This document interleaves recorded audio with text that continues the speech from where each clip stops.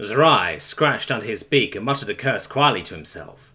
His feathered crest had started drooping a week ago, and was all but flat against his neck now.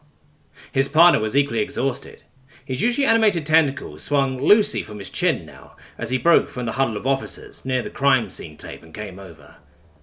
"Third one this week, Targ, and still no leads." Targ nodded solemnly. "Brass is split on this one.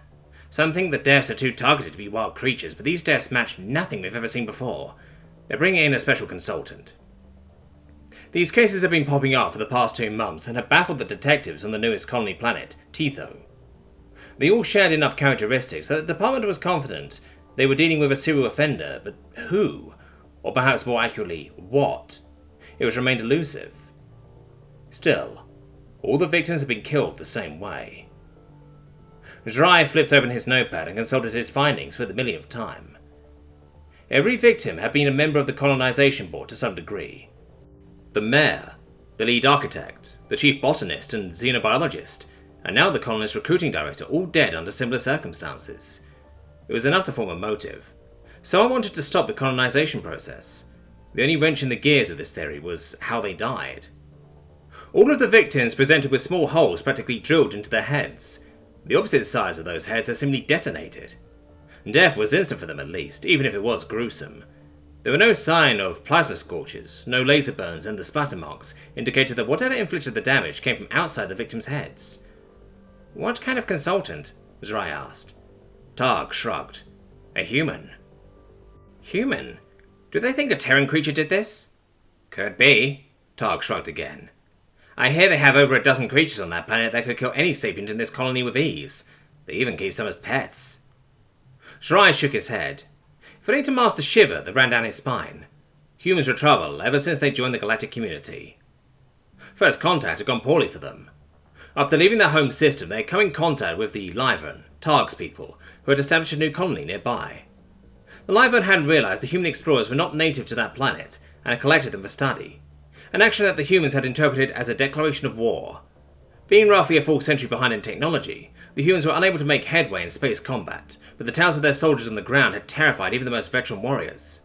Entire military bases were torn to shreds by small squads of humans, and the advanced recon team that had been sent to Earth only had enough time to send a single report on the highly competitive predatory food chain, before evidently becoming prey themselves. Earth had been slapped with the Death War label and the Lyvern sued for peace. Since then, tensions had remained high, as the galactic community as a whole tried to make amends with the apex predators.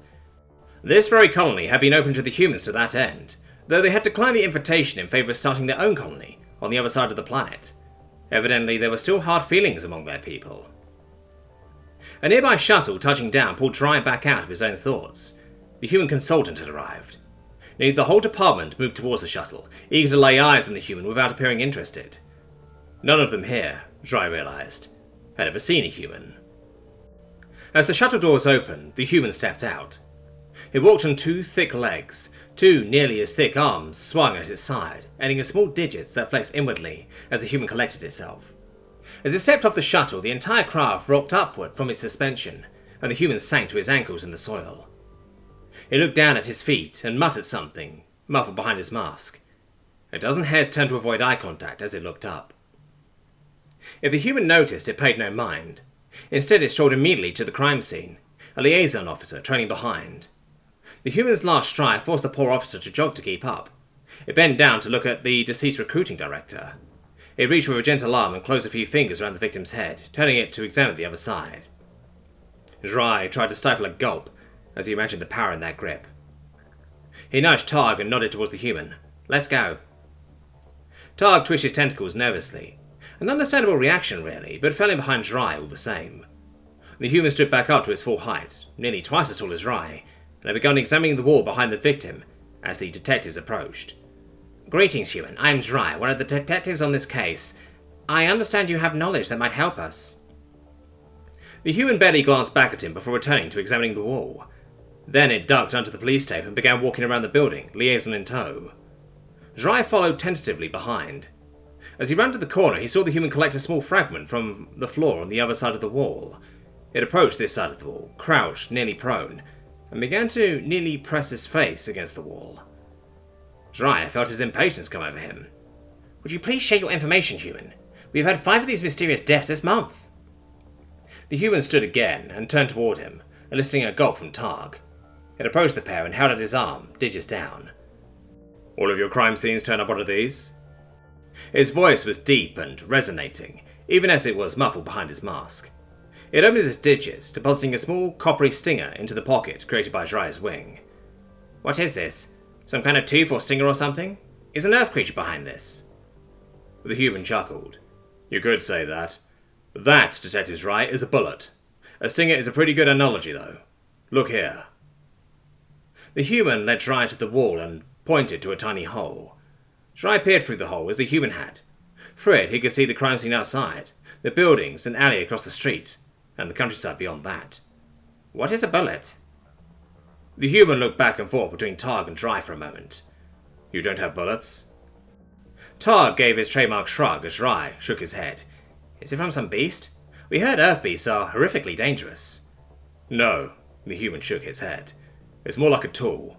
It's a projectile launched from a weapon. This one is pretty small, low caliber. Probably a civilian rifle designed for hunting small game. No offense, it added hastily. I'm still lost. A human tool did this? A gun, yes. It fires that stinger at high speed. Looks like the shooter fired from the hill there. Hit this lady? Bullet still had enough speed to penetrate the wall and ended up here. This flooring is soft enough to preserve the bullet fairly well. I'll have a ballistics unit check it out. They specialize in bullet crimes, he added, to the confused silence. Jrai retreated from the wall and glanced at Targ, who had turned a shade more pale. Civilian? Targ eventually stammered. Sure. Military weapons fire much faster rounds, bigger too. If your victim had been hit by a military-grade rifle, well, you probably wouldn't have a body left, just a new mural on this wall. Projectile? Is that like a plasma bolt? Jrai asked, trying to grasp onto something to help him understand. Very much. The difference is it's a physical item and not energy or plasma. It harnesses the chemical power of an accelerant, a small explosive, to push that bullet out of a barrel at a target. There's a huge variety of bullet sizes, shapes, accelerant mixtures, and so on. We know the bullet size, and based on the damage done to the deceased, and the wall behind, we can guess the powder used. You make it sound like a human with a weapon of such destruction is a good thing, Targ loosed, uncharacteristically emotional. The human blinked at him for a moment, then laughed. Mass destruction? No. This type of weapon is the bottom of the human lethality barrel. Probably couldn't kill a human beyond point-blank range. We have melee weapons that are more dangerous than this rifle.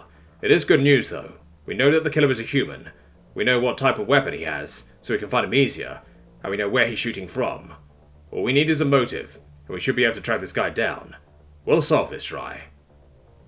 Jrai and Targ shared a glance. We have a motive.